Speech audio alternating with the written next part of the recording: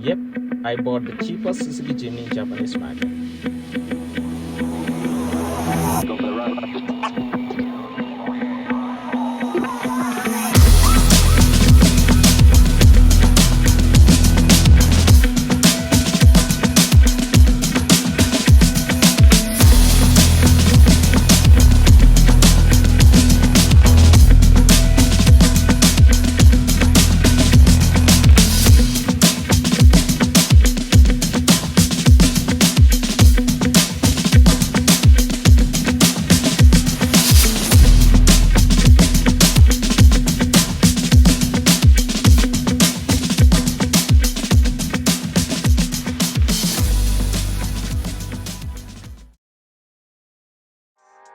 This only cost about 80,000 Japanese yen, which is around 540 US dollars.